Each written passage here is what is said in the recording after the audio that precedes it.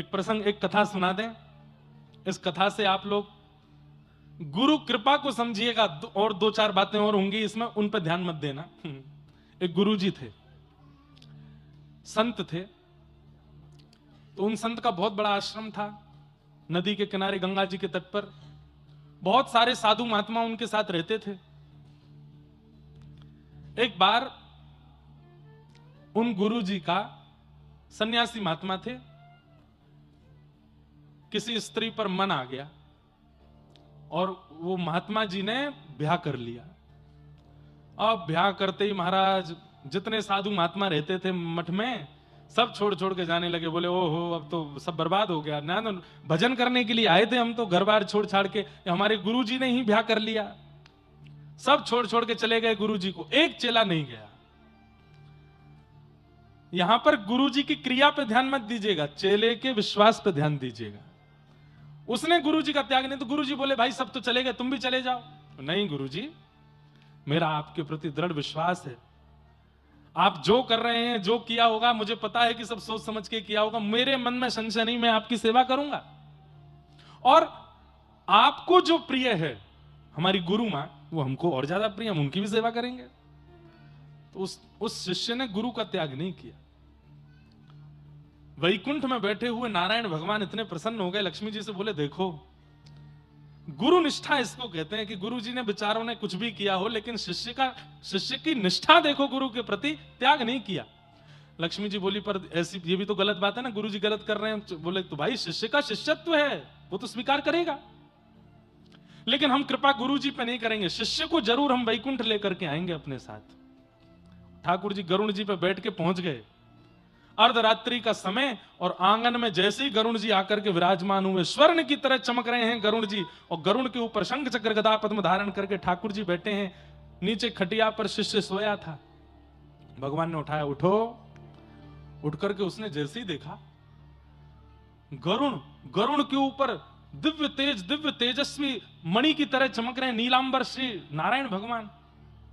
हाथ पांव जोड़ के बोले जय जय, आप भगवान? बोले हाँ। आप मुझ पर कृपा करने आए हैं? बोले हम तुमको लेने आए हैं, चलो गरुड़ पर पीछे बैठ जाइए, हमारे साथ वैकुंठ चलो। बोले मेरा पुण्य क्या है, किस पुण्य के आधार पर मिल रहे हैं आप मुझे? बोले तुम्हारे गुरु के प्रति निष्ठा।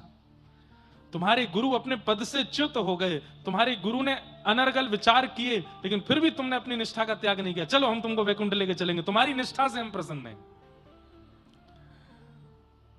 एक बार गुरु जी से आज्ञा ले आऊं?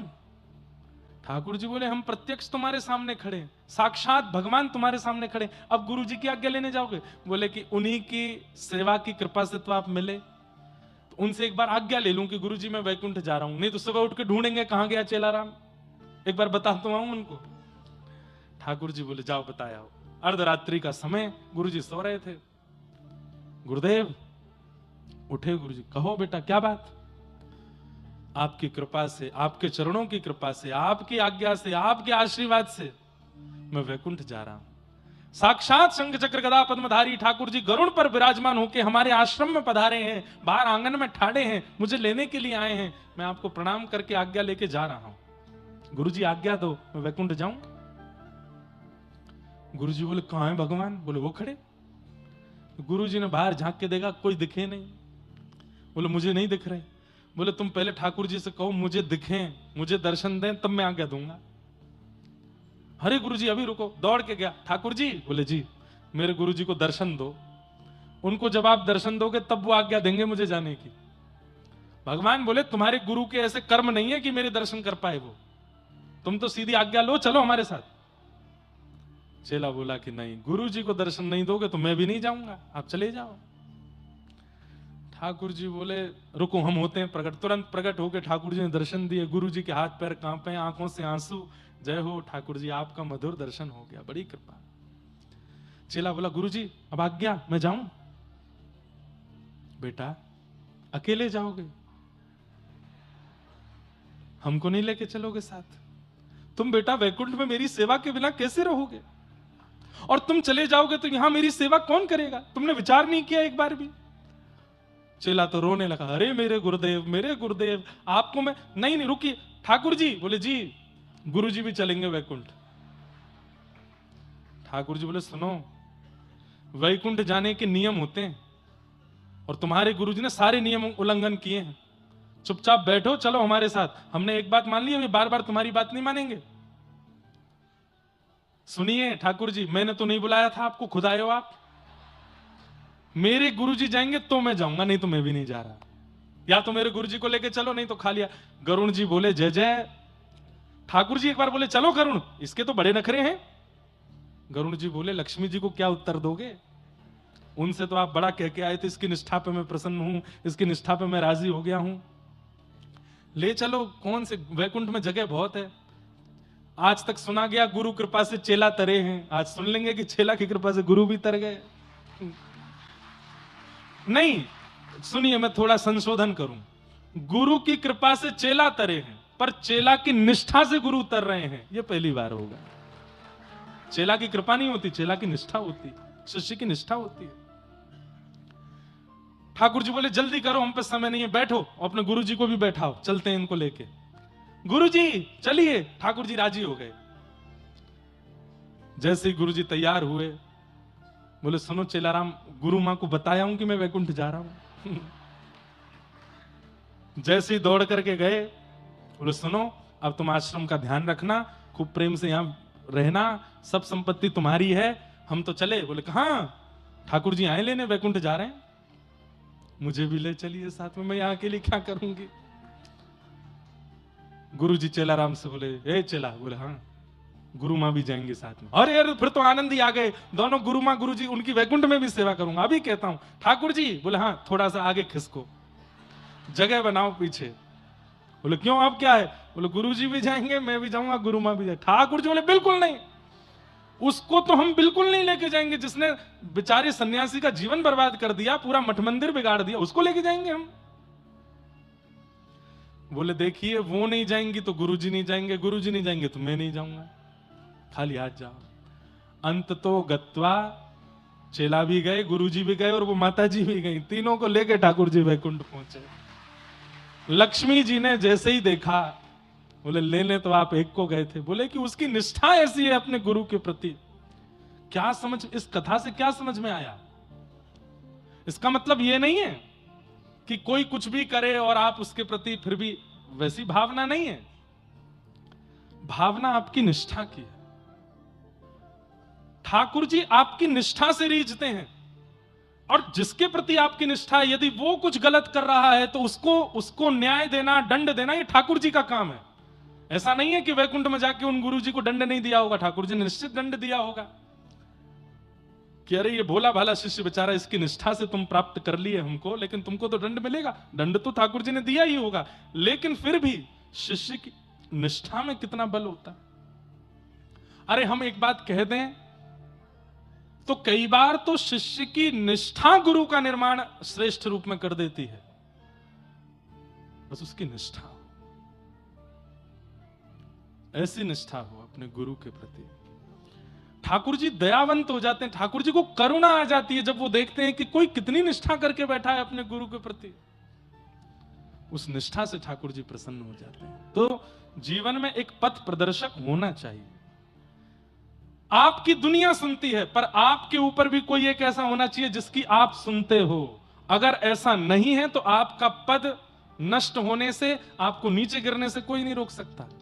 अपने ऊपर एक रखिए जिसकी आप सुनते हो, जिसकी आप मानते हो, जिसकी आज्ञा गुरुणाम अविचारणीयाम। गुरु की आज्ञा पर दूसरा विचार नहीं होना चाहिए। गुरु जी कह दें गौरी घाट चले जाओ जबलपुर, तो आप ये प्रश्न मत कीजिए कि करना क्या है वहां जाके। नहीं, गुरु जी ने कह दिया जाओ तो जाओ, और वहां होगा क्या वो गुरु जी जाने। इतनी निष्ठा गुरु के प्रति होनी चाहिए। और ऐसी निष्ठा जब शिष्य के चित्त में आती है तो ठाकुर जी रीझ जाते हैं, ठाकुर जी प्रसन्न हो जाते हैं, ठाकुर जी उससे आनंदित हो जाते हैं। ठाकुर जी कहते हैं गुरु जी को पीछे छोड़, पहले तू प्राप्त कर मुझे, क्योंकि तेरी निष्ठा बहुत है। आजकल के लोग उसको अंधविश्वास कह देते हैं, आजकल के लोग उसको कुछ भी कह देते हैं, अरे ये तो पागल हैं, ये ऐसे वैसे। बोलने दीजिए, संसार का काम तो बोलना है। आप अपने गुरु के प्रति निष्ठा रखो। हमारे वृंदावन के पूज्य प्रेमानंद जी महाराज, आए दिन लोग उनके बारे में कुछ ना कुछ बोलते हैं। आए दिन लोग किसी ना किसी संत के बारे में, महापुरुष के बारे में, शंकराचार्य जी के बारे में, आद्य शंकराचार्य जी के बारे में, परंपराओं के बारे में खंडन करते ही रहते हैं। ये कलयुग ज्यों-ज्यों आगे बढ़ेगा खंडन और ज्यादा होगा। लेकिन आप अपनी निष्ठा को डगमगाने मत दीजिए, आप अपनी निष्ठा रखो। और हम सत्य बता रहे हैं, आज इतनी भीड़ दिख रही है कथा में, हमको इस बात से प्रसन्न नहीं होना चाहिए, अभिमान नहीं करना चाहिए कि इतने लोग कथा में आ रहे हैं।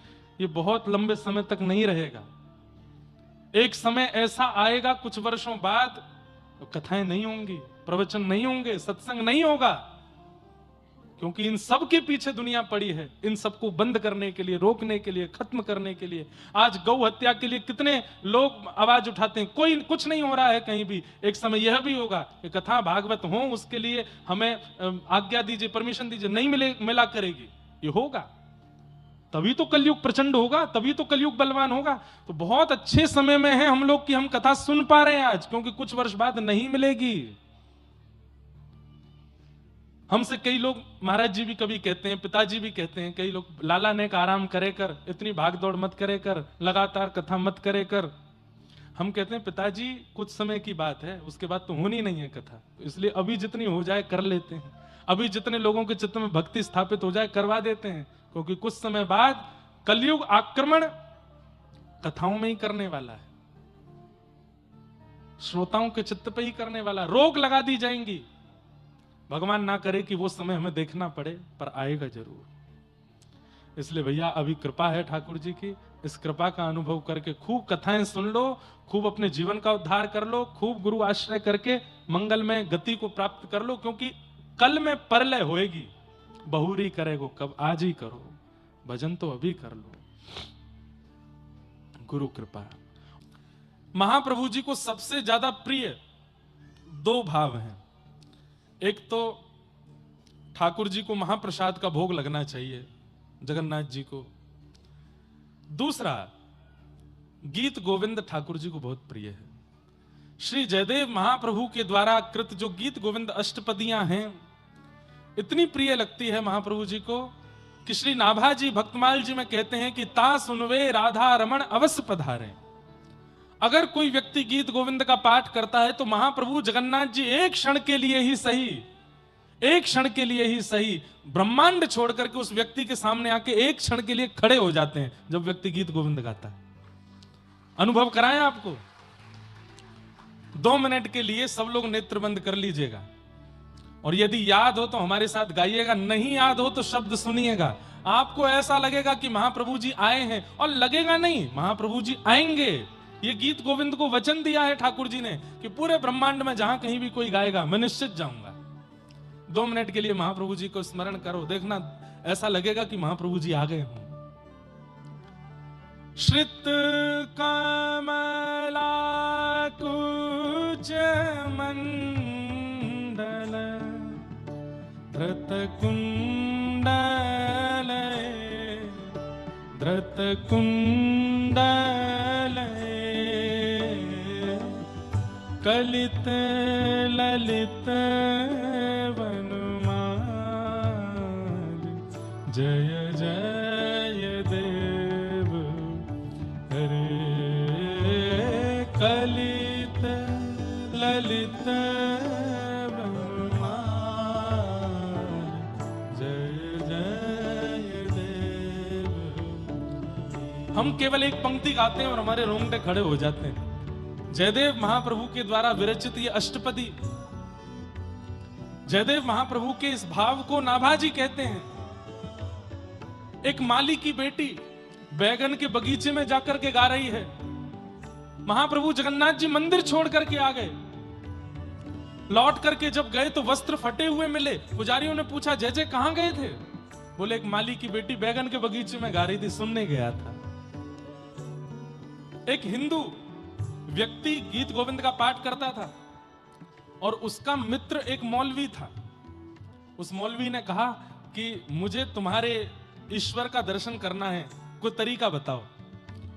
तो उन हिंदू महापुरुष ने गीत गोविंद दिया। बोले, लो इसका पाठ करना, और पाठ करते समय सामने एक आसन बिछा देना, आसन पर थोड़ा जल छिड़क देना, शुद्ध पवित्र, और ठाकुर जी से कहना मैं गीत गोविंद गा रहा हूं, आप आ जाओ।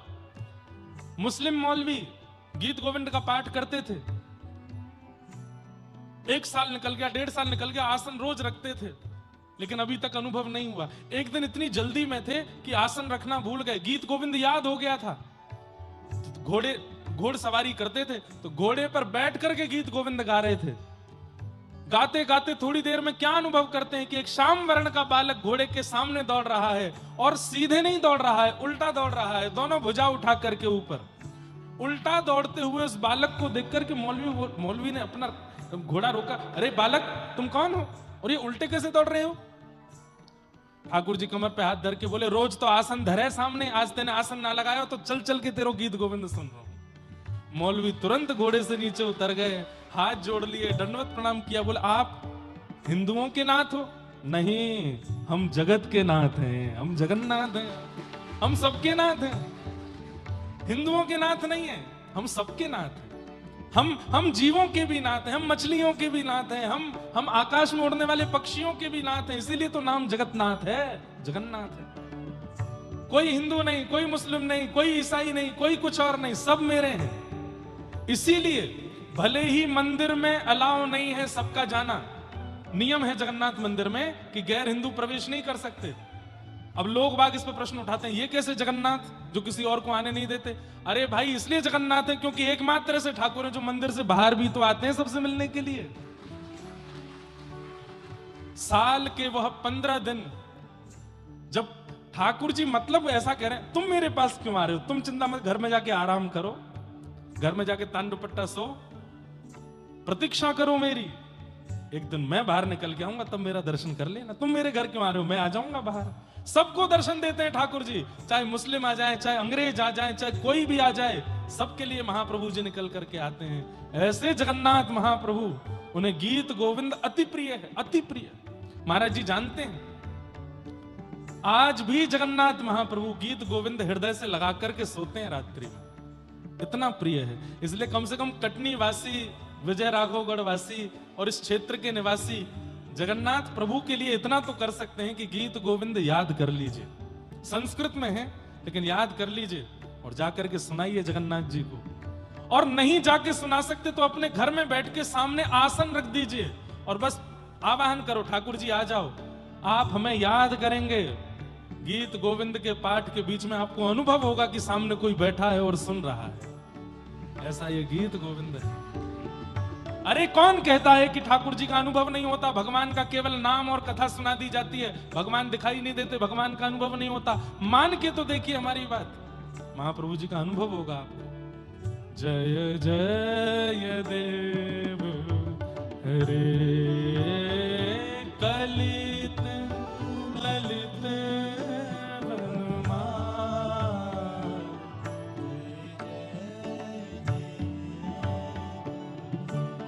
हे अभिनव जलधार सुंदर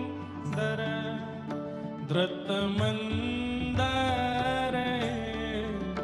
धृतमंदर श्रीमुख चंद्र चकोर जय जय देव हरे श्रीमुख चंद्र चकोर।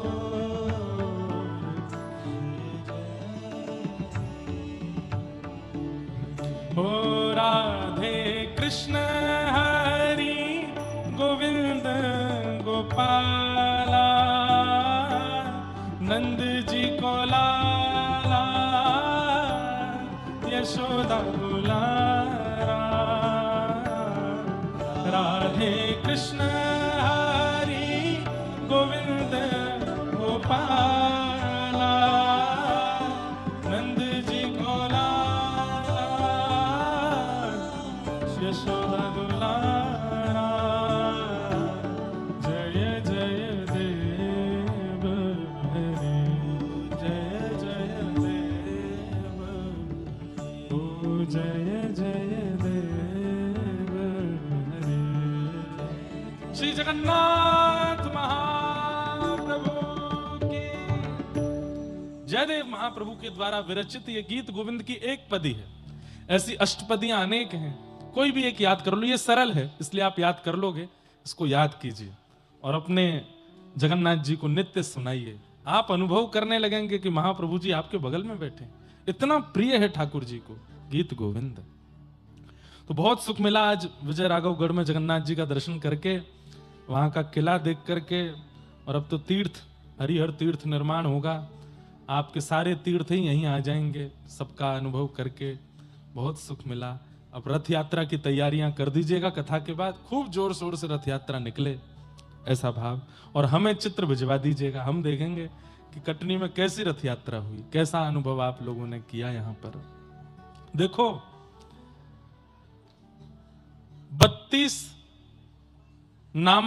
10 नामापराध, 32 सेवा अपराध हैं। ठाकुर जी की सेवा में 32 अपराध बताए गए हैं। और उन 32 अपराधों में एक अपराध क्या है पता है? कि ठाकुर जी के वार्षिक नियमित उत्सवों को उत्साह से ना मनाना, यह एक अपराध है। जैसे कि रामनवमी आई और आपने क्या किया? कुछ नहीं किया, केवल हलवा बना दिया, ठाकुर जी को भोग लगा के जय सिया राम, ठीक है रामनवमी पे इतना ही बहुत है। नहीं, जन्माष्टमी हो, रामनवमी हो, नवरात्रि हो, रथ यात्रा हो, कल माघ पूर्णिमा निकल करके गई, ऐसे दिव्य दिव्य मनोरथ जो होते हैं इनको भूला मत कीजिए। महाराज जी के कल एक शिष्य पधारे, उन्होंने मुझको पंचांग भी दिया, उसमें वार्षिक साल भर के सारे कौन सी तिथि पर कौन से उत्सव हैं जरूर मनाया कीजिए। बंधुओं देखिए, किसी नक्षत्र ग्रह की इतनी क्षमता कैसे हो जाती है कि वो हमारे जीवन को बिगाड़ दे। प्रहलाद जी महाराज कहते हैं, कृष्ण ग्रह ग्रहित आत्मा नवेद जगदीश्वर। जिसके जीवन में कृष्ण ग्रह आ जाता है, बाकी के सारे ग्रह हाथ जोड़ के खड़े रहते हैं।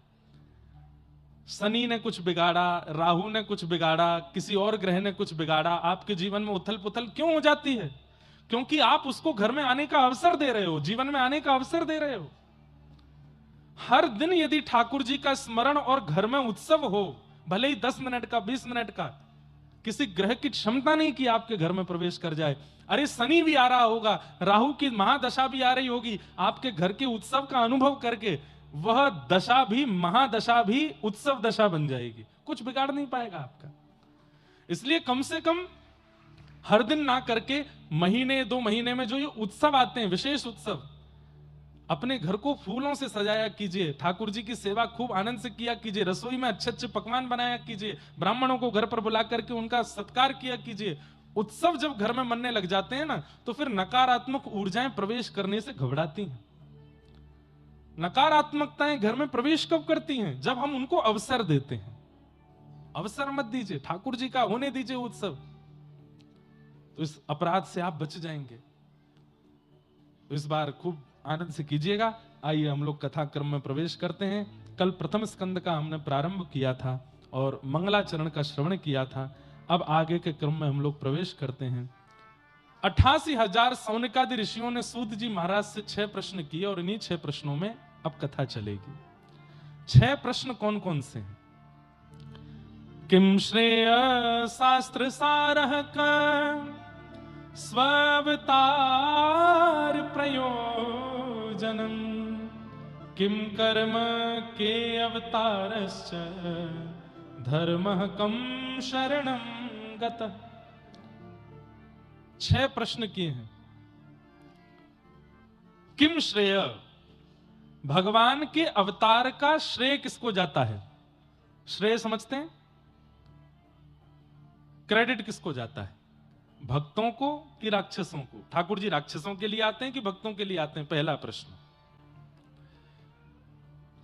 किम श्रेय शास्त्र सारः क, हमारे हिंदू वैदिक सनातन धर्म में इतने शास्त्र हैं, इन समस्त शास्त्रों का सार क्या है, आश्रय क्या है? दूसरा प्रश्न, किम श्रेय शास्त्र सारः का। और तीसरा, स्व अवतार प्रयोजनम, भगवान के अवतार का प्रयोजन क्या है? जो काम ठाकुर जी अपनी आज्ञा से देवताओं से करवा सकते हैं, उसको करने के लिए स्वयं क्यों आते हैं? अरे वो परमात्मा है, वो अपनी इच्छा शक्ति से कुछ भी कर सकते हैं, तो फिर वो स्वयं क्यों आते हैं? अरे रावण को मारने के लिए राम जी को आने की आवश्यकता नहीं है। वाल्मीकि रामायण में एक संदर्भ में भगवान श्री राम कहते भी हैं इस बात को, बोले जितनी देर में लक्ष्मण अपनी पलक झपकते हैं इससे भी कम समय में मैं यहीं बैठे बैठे रावण को मार सकता हूं, मुझे लंका जाने की आवश्यकता नहीं। अरे लंका बहुत दूर की बात, ठाकुर जी को अवतार लेने की आवश्यकता नहीं, वो वहीं बैठे बैठे चिंतन करने लग जाए तो रावण जैसे का जन्म ही ना हो, तो फिर ठाकुर जी अवतार क्यों लेते हैं? स्व अवतार प्रयोजनम। चौथा प्रश्न, किम कर्म, भगवान क्या कर्म करते हैं, क्या उन्हें भी कर्म बंधन होता है? पांचवा प्रश्न, के अवतारश्च, भगवान के अवतार कितने हैं? कोई कहता 10, कोई कहता 11, कोई कहता 24। और अंतिम प्रश्न, भगवान गीता में कहते हैं धर्म संस्थापनार्थाय संभवामि युगे युगे, मैं धर्म की स्थापना करने के लिए आता हूं। स्थापित करके भगवान तो चले जाते हैं, फिर धर्म की रक्षा कौन करता है? उस स्थापित धर्म का पालन कौन करता है? उस स्थापित धर्म की संरक्षणा किसके द्वारा होती है? ये 6 प्रश्न है। सबसे पहला प्रश्न क्या था? किम श्रेय, भगवान के अवतार का श्रेय किसको जाता है? भक्तों को कि राक्षसों को? अब मैं पूछूंगा तो आप सब लोग भक्त ही बोलोगे, लेकिन प्रमाण यदि मांगूंगा तो प्रमाण नहीं दे पाओगे। भगवान के अवतार का श्रेय भक्तों को ही जाता है, ठाकुर जी राक्षसों के लिए नहीं आते। हमारे पूज्य पिताजी महाराज इस संदर्भ में बहुत अच्छा एक उदाहरण देते हैं। मान लीजिए मुझे कटनी आना था एक विवाह में, लेकिन हमारे परपर दादाजी महाराज ने कटनी में एक निवास बना रखा था, घर था, सालों से बंद पड़ा है। तो मैंने क्या सोचा कि भाई जाना विवाह में है, लेकिन इसी बहाने अपने पुश्तैनी मकान को भी देखे आएंगे, वहां थोड़ी साफ सफाई कर आएंगे। ठीक वैसे ही ठाकुर जी आते तो भक्तों के लिए, लेकिन सोचते हैं कि सबरी के लिए जाना है, सबरी के लिए जाना है, विभीषण के लिए जाना है, हनुमान जी के लिए जाना है, लेकिन लगे हाथ ये हमारे पृथ्वी रूपी घर में कुछ मकड़ी के जाले प्रकट हो गए हैं, रावण आदि, इनको भी साफ कर आएंगे जाते जाते। तो आए तो थे वो भक्तों के लिए, लेकिन सोचे जब आ ही गए हैं तो फिर इस भार को भी हल्का कर चलें, यहां कुछ लीला कर चलें, इस लीला के माध्यम से लोगों को कुछ पता चले। रावण के लिए ठाकुर जी नहीं आए हैं, राक्षसों के लिए नहीं आए, हमारे लिए आए, आपके लिए आए। इसलिए भगवान के अवतार का श्रेय ठाकुर जी अवतार, अवतार मतलब पुकारा है भक्तों ने कि अब तारो नाथ, अब हमसे नहीं हो रहा है, अब आप ही तारो, तब ठाकुर जी का होता अवतार। तो किसके लिए आते हैं ठाकुर जी? हमारे लिए आते हैं। शास्त्र सार का, इतने शास्त्रों का सार क्या है लिख लीजिएगा। हमारे समस्त शास्त्रों के 2 ही सार हैं, लिख लीजिए। समस्त हिंदुओं को पता होना चाहिए कि हमारे शास्त्रों का सार क्या है। अष्टादश पुराणेषु व्यासस्य वचनद्वयम् परोपकार पुण्याय पापाय परपीडनम। हमारे समस्त शास्त्रों के 2 ही सार हैं। जो आपको अपने लिए बुरा लगता है वो किसी के साथ मत करो, और असहाय जीवों की, अपने से कम शक्तिशाली जीवों की, चाहे बुद्धि में कम हो, चाहे धन में कम हो, चाहे यौवन में कम हो, चाहे जीवन में कम हो, उनकी सहायता। ये 2 क्रिया अगर आपके जीवन में हैं तो आप धार्मिक हो। यही हमारे शास्त्रों का सार है।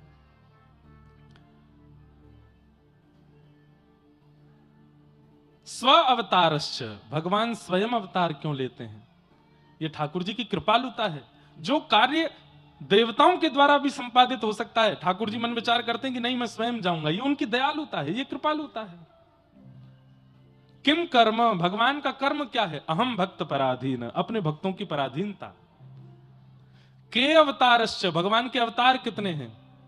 तो श्रीमद् भागवत कहती है अवतारा संख्येय, संख्या नहीं है अवतारों की।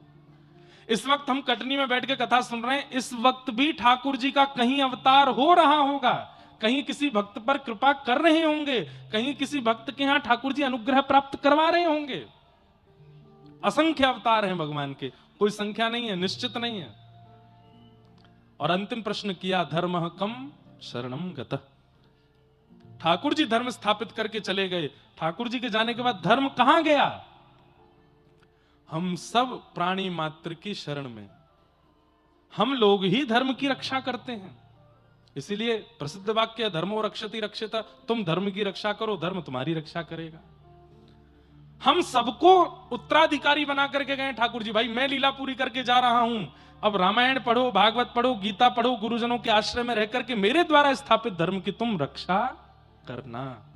हमें जिम्मेवारी देके गए ठाकुर जी धर्म रक्षण की। ये 6 प्रश्न, और इन 6 प्रश्नों का अब विस्तार से उत्तर सूत जी महाराज संपूर्ण 6 दिन की भागवत में दे रहे हैं। सबसे पहले अपने गुरु को वंदन किया। यम प्रव्रजन्तमनुपेतमपेत कृत्यम द्वैपायनो विरह कातर्या जुहाव पुत्रेति तन्मयतया तरवो भिनेदु तम सर्वभूत हृदयम मुनिमानतोस्मि। बोलो सुखदेव जी महाराज की। एक बात सुनिए, जीवन में बंधुओं गुरु जरूर होने चाहिए। सदगुरु का आशीष आश्रय जीवन में जरूर होना चाहिए। आपके दीक्षा गुरु हैं तो बहुत ही अच्छी बात है, और दीक्षा गुरु नहीं है तो एक किसी के प्रति शिक्षा गुरु की भावना रखो, जो आपका पथ प्रदर्शन करते हो, जो आपके जीवन को एक राह दिखाते हो। ऐसे गुरु जीवन में निश्चित होने चाहिए। गुरु आश्रय निश्चित होना चाहिए। बंधुओं, गुरु आश्रय किस प्रकार का प्रभाव जीवन में डालता है, अब ये बताने से आपको समझ नहीं आएगा, ये आश्रय में जाने से ही समझ में आएगा कि गुरु आश्रय कैसा होता है। हमारे पूज्य गुरुदेव भगवान के परम कृपा पात्र पूज्य पिताजी, हमारे पूज्य दादा गुरुदेव भगवान के कृपा पात्र पिताजी पूज्य महाराज जी, आप सदगुरु की कृपा कैसी होती है इसका स्पष्ट उदाहरण है। हमारे संजय भैया भी अपने गुरुदेव के, इनके गुरु की कैसी कृपा, अभी उन्हीं के उत्सव में कथा करने आए थे, और उनकी कृपा इन्हीं पे नहीं, पूरे मध्य प्रदेश और कई भारत के क्षेत्र के लोगों पर कैसी कृपा। समझ क्या आता है कि गुरु कोई इंसान नहीं होता, गुरु कोई व्यक्ति नहीं होता, गुरु कोई पदवी नहीं होती। गुरु एक विश्वास का नाम है। उस वाक्य पर जो विश्वास करता है उसकी रक्षा की जिम्मेवारी पर ठाकुर जी रखते हैं। इसलिए गुरु जीवन में अवश्य होना चाहिए। आप यदि स्वच्छंद घूम रहे हैं, आप यदि स्वच्छंद घूम रहे हैं मतलब ऊपर कोई गुरु नहीं है, तो भाई देखो बात थोड़ी कहने में विचित्र सी है, लेकिन थोड़ा समझ जाइएगा।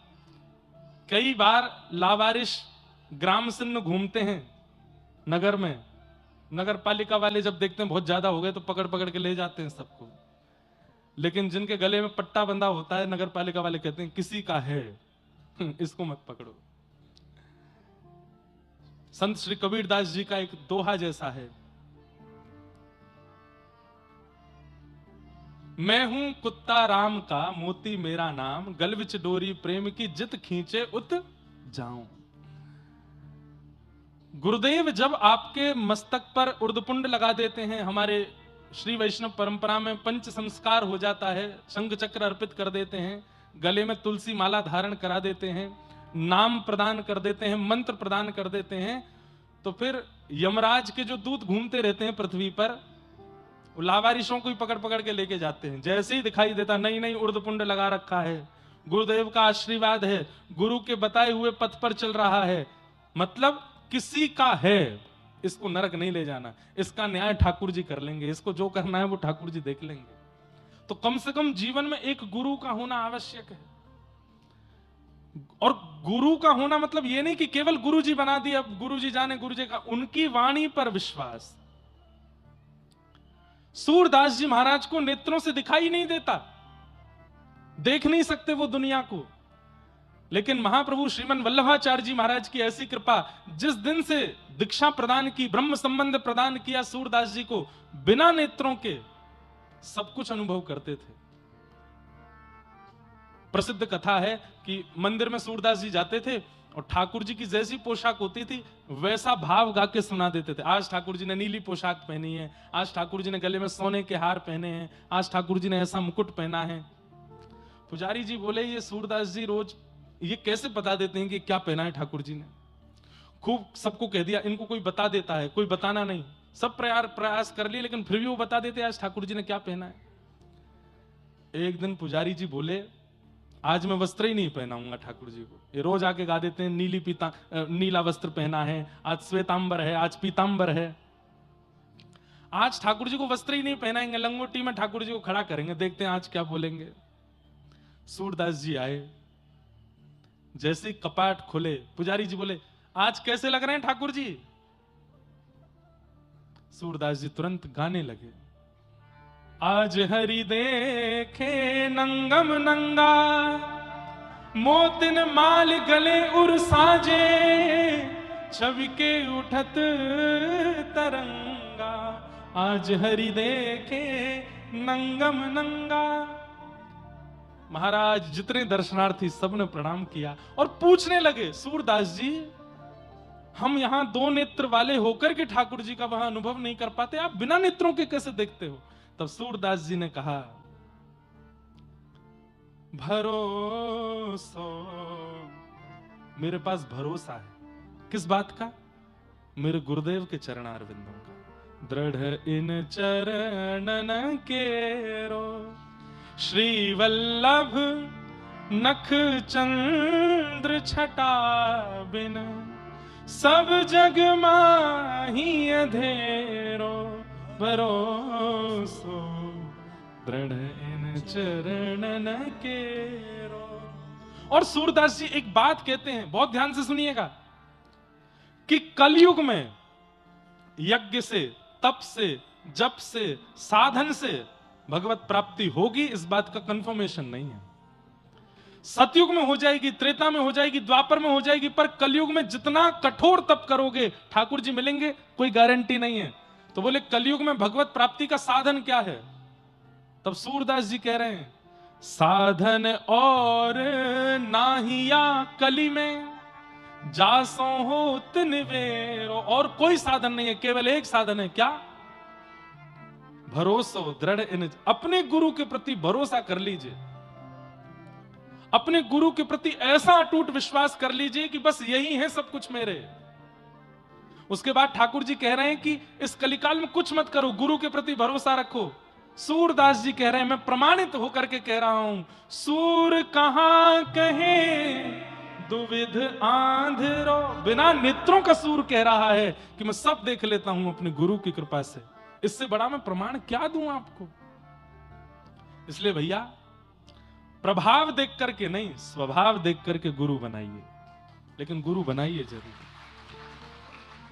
आजकल प्रभाव बहुत होने लगा, हमारा भी हो रहा है, हमको बहुत डर लगता है इससे, लेकिन हम सत्य बता रहे हैं, प्रभाव देख करके गुरु नहीं बनाइएगा। देख लिया चकाचौंध है महाराज गुरु जी की, धुआंधार भीड़ चलती है आगे पीछे, ना।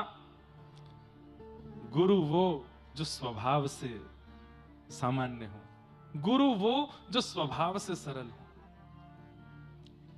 और एक बात बताएं, गुरु की पहचान, वैसे तो गुरु को परखना नहीं चाहिए, पर जिनको देखते ही, जिनकी वाणी सुनते ही, जिनकी उपस्थिति होते ही कोई इंसान ना दिखता हो, ठाकुर जी का स्मरण होता हो, समझो वही आपके गुरु हैं।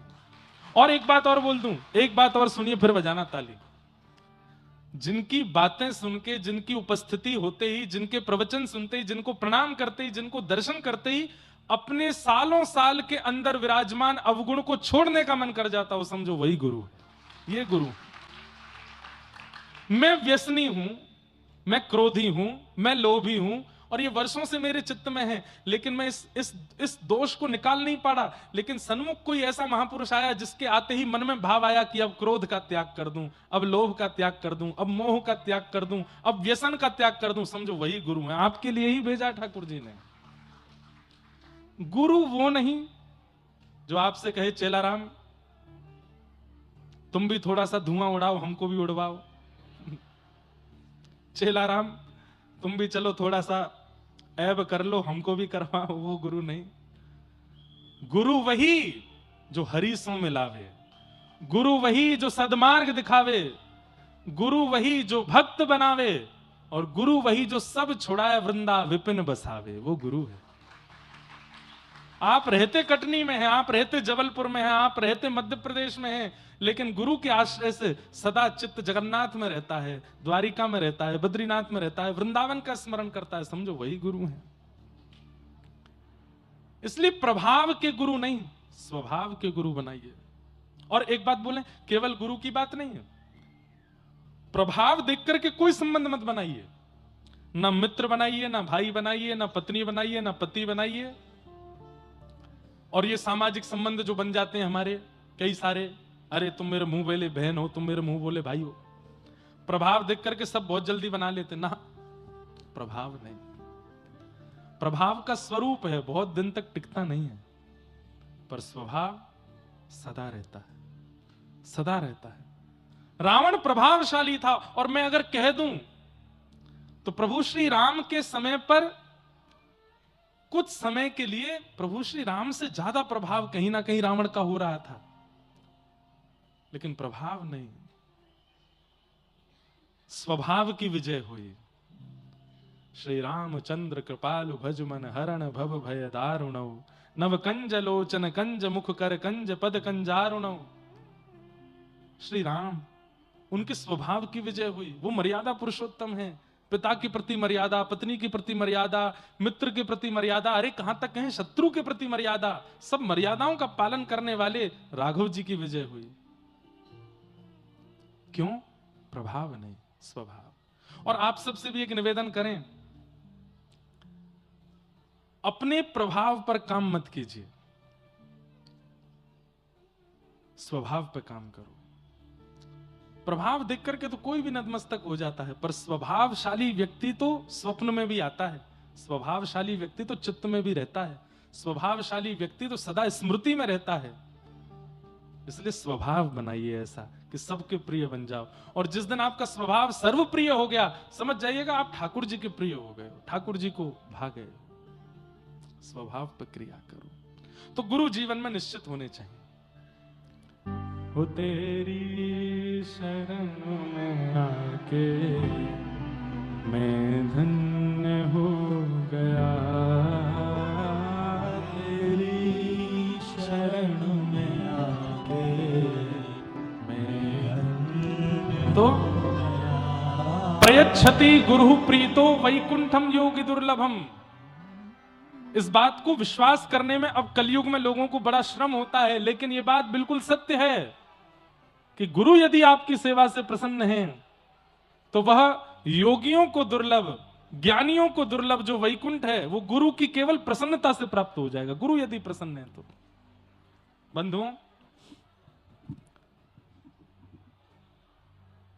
हमारे पूज्य महाराज जी जब लाला कहकर के हमको पुकारते हैं ना कि लाला तुम ठीक हो ना, लाला तुम प्रसन्न हो ना, लाला तुम स्वस्थ हो ना, बस हमें लगता है कि महाराज जी लाला कह देते हैं और हमारे बारे में थोड़ा सोच लेते हैं ना, इसी से ही ठाकुर जी प्रसन्न हो जाएंगे कि ये प्रसन्न है। हमारे पूज्य गुरुदेव भगवान पूज्य पिताजी महाराज 5 तारीख को वे भी कथा में यहां पधार रहे हैं। अभी 4 को आ रहे हैं कि 5 को आ रहे हैं, 4 या 5 में से किसी एक दिन आ रहे हैं। अभी छत्तीसगढ़ में कथा चल रही है, वहां विश्राम करके फिर यहां भी पधारेंगे। उनका भी भाव है कि हमारे गुरु स्थान पर कथा चल रही है कटनी में, तो हम भी पहुंचेंगे। वे प्रसन्न हो जाते हैं जब अपने शिष्य से, अपने दास से, तो हमें लगता है कि बस ठाकुर जी प्रसन्न हो गए। गुरु की प्रसन्नता, प्रयच्छति गुरु प्रीतो वैकुंठम योग दुर्लभम। गुरु प्रसन्न है तो ठाकुर जी प्रसन्न हो जाएंगे। सूत जी महाराज ने अपने गुरु को वंदन किया, और वंदन करते हुए सूत जी महाराज अब यहां से कहना प्रारंभ करते हैं, और कहते हुए क्या कह रहे हैं, बहुत सुंदर बात।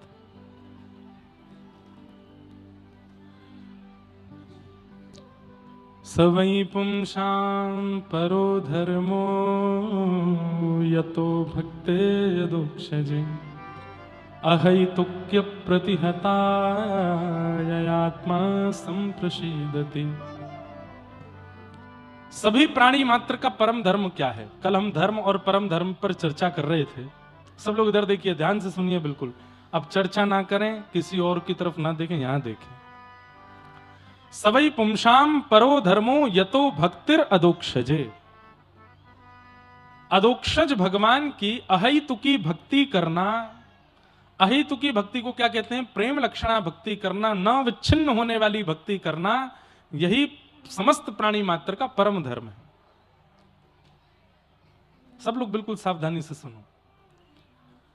ठाकुर जी के प्रति प्रेम लक्षणा भक्ति भाव रखना, जैसे व्रज की गोपियां रखती हैं, जैसे यशोदा मैया रखती हैं, जैसे नंद बाबा प्रेम करते हैं लाला से, जैसे ठाकुर जी के सब ग्वाल बाल प्रेम करते हैं ठाकुर जी से, ऐसी ठाकुर जी के प्रति संबंधात्मक भक्ति करना यह परम धर्म है। ठाकुर जी परमात्मा हैं और हम जीवात्मा हैं, इस प्रकार से भजन करना यह धर्म है। पर ठाकुर जी हमारे कोई संबंधी हैं और हम उनके ये संबंध में हैं, इस प्रकार से उनका भजन भक्ति प्रेम करना यह परम धर्म है। ठाकुर जी को अपना कुछ मानना, कल भी हमने इस पर चर्चा विस्तार से की थी। ठाकुर जी को अपना कुछ मानना। मधुमंगल, श्रीदामा, तन सुखा, मन सुखा, धन सुखा, ये सब ठाकुर जी के सखा हैं। सब ठाकुर जी से अटूट प्रेम करते हैं। शास्त्रों में कहीं कहीं वर्णन आता है कि जब ठाकुर जी गौ चारण करके लौटते हैं, वाह, आओ पधारिए विराज। हमारे सागर क्षेत्र के विधायक जी शैलेंद्र जैन जी आए हैं, बहुत बहुत आप अभिनंदन, विराज है।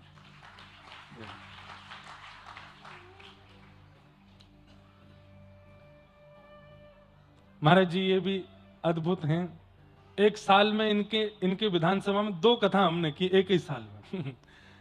जनवरी में भी कथा हुई सागर में और फिर नवंबर में भी कथा हुई सागर में। ऐसे भक्ति है आपके चित्त में, एक ही वर्ष में 2 कथाओं का क्रम हुआ।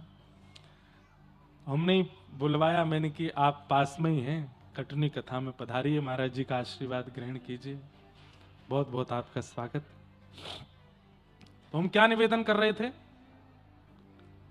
ठाकुर जी के प्रति संबंध बुद्धि रखना यह परम धर्म है, और वो परमात्मा है, मैं जीवात्मा हूं, इस प्रकार से भजन करना यह धर्म है। भगवान के जितने भी सखा हैं, मधुमंगल, श्रीदामा, तनसुका, मनसुका, धनसुका, ये सब ठाकुर जी से प्रेम लक्षणा भक्ति करते हैं।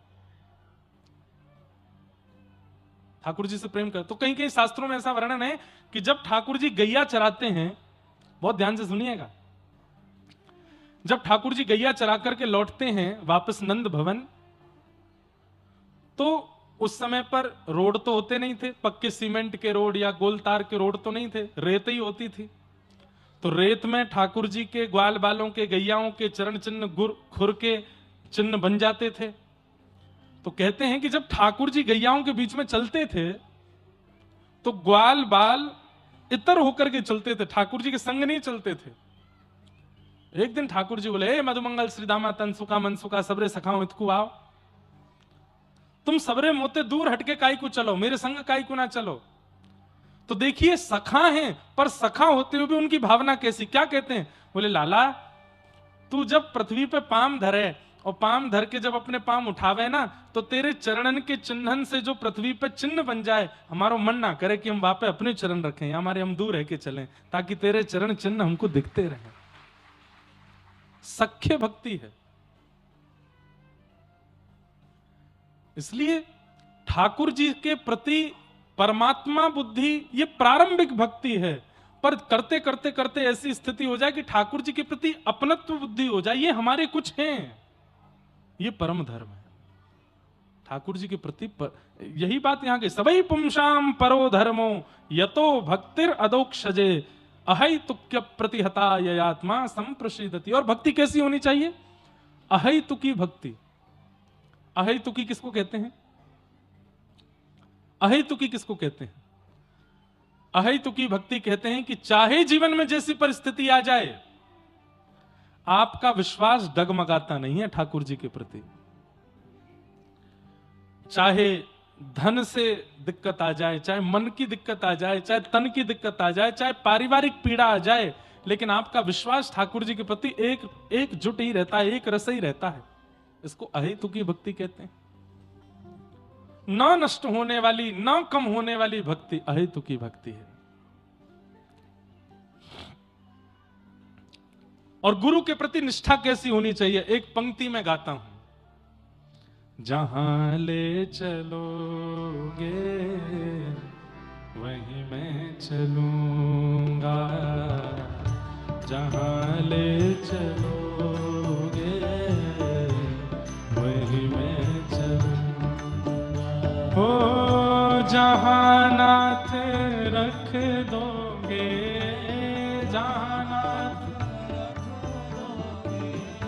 जहां नाथ रख दोगे, जहां नाथ हो वहीं मैं रहूंगा, जहां ले चलोगे वहीं मैं चलूंगा।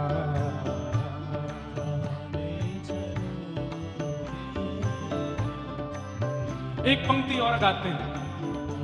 तेरी शरण में आके मैं धन्य हो गया,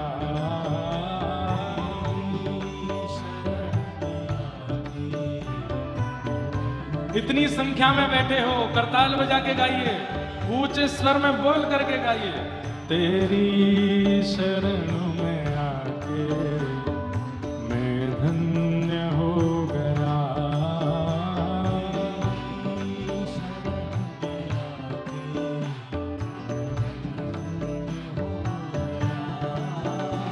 जन्मों की प्यास थी जो, जन्मों की प्यास थी जो, जन्मों की प्यास थी जो,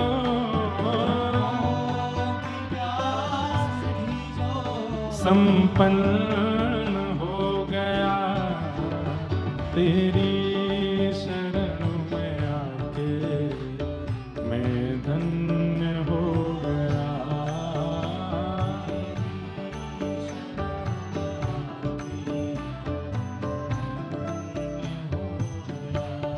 और कितने मिले अमीर यहाँ, कितने गरीब हो,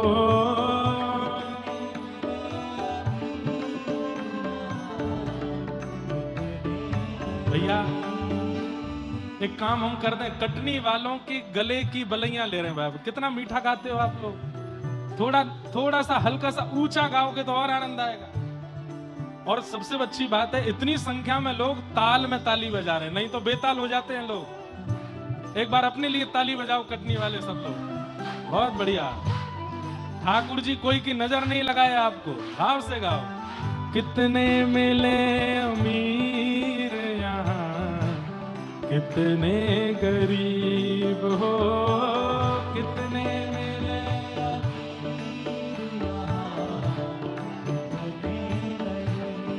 हो, कितने मिले अमीर यहाँ, कितने गरीब हो।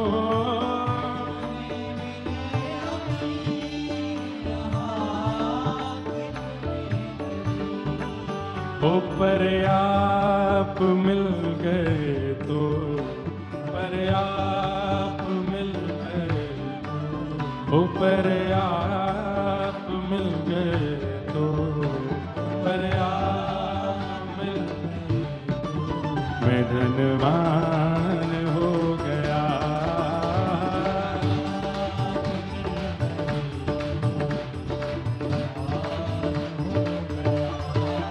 ओ पर आप मिल गए तो धनवान हो गया।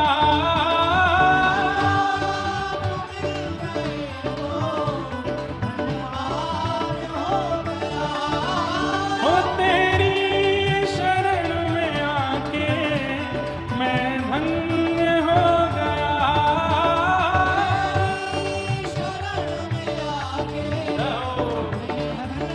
बोलो सद्गुरुदेव भगवान की।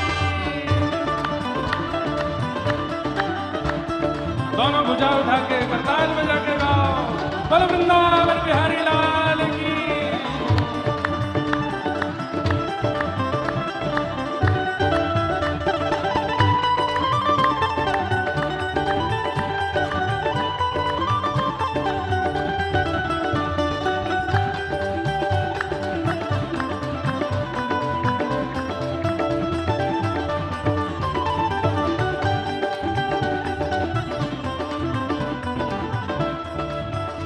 और गुरु से एक ही प्रार्थना होनी चाहिए, क्या? करना कभी ना दूर प्रभु, चरणों से आप हो। करना कभी ना दूर प्रभु,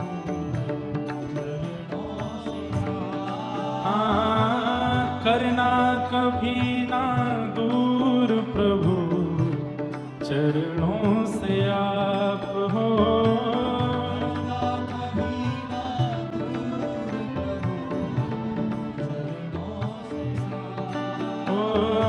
करना कभी ना दूर प्रभु, चरणों से आप हो।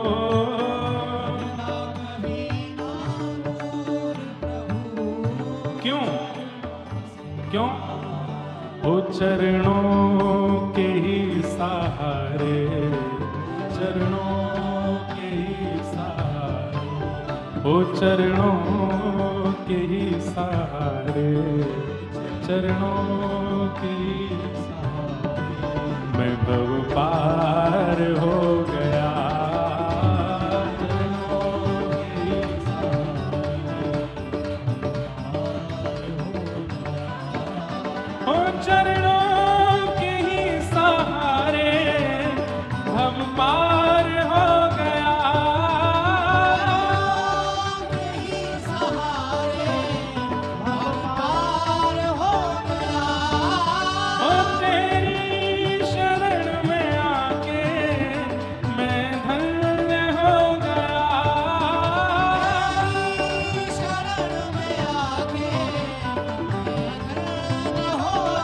राधे राधे गोविंद गोविंद राधे, राधे राधे गोविंद गोविंद, हे राधे राधे गोविंद गोविंद राधे, राधे गोविंद। आओ हरि गोविंद राधे गोपाल राधे, राधे गोपाल राधे, हरि गोविंद राधे गोपाल राधे,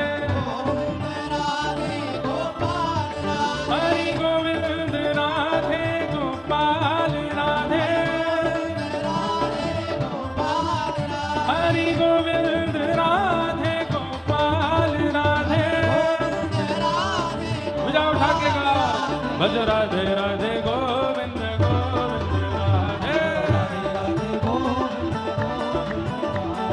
राधे राधे गोविंद गोविंद राधे,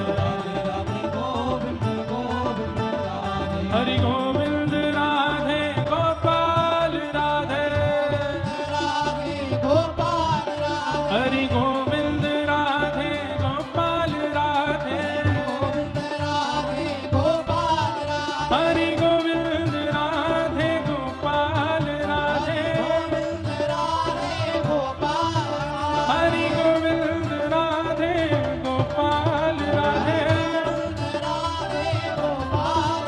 भजो भजो भजो राधे राधे गोविंद गोविंद राधे, भजो राधे राधे गोविंद गोविंद राधे, हरि गोविंद राधे गोपाल राधे, हरि गोविंद राधे गोपाल राधे, हरि गोविंद राधे गोपाल राधे, हरि गोविंद राधे गोपाल राधे, हरि गोविंद राधे गोपाल राधे, हरि गोविंद राधे गोपाल राधे। भजो राधे राधे गोविंद गोविंद राधे, बजो राधे राधे गोविंद गोविंद राधे राधे गोविंद हे बजो राधे राधे गोविंद